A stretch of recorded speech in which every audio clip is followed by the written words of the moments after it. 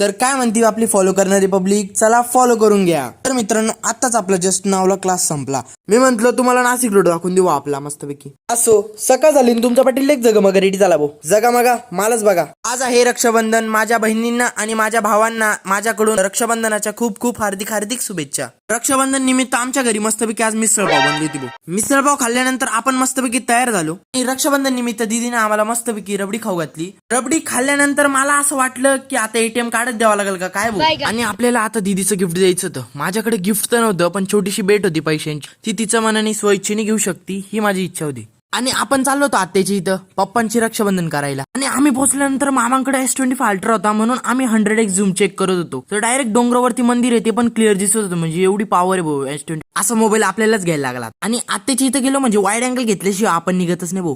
कसं वाटतं ना, एकदम भारी वाटतं भाऊ. डायरेक्ट 7वा मजला आणि एकच नंबर. चला भेटू एखाद्या नवीनच्या व्लॉग मध्ये. तोपर्यंत जय महाराष्ट्र. फॉलो सबस्क्राईब करून घ्या.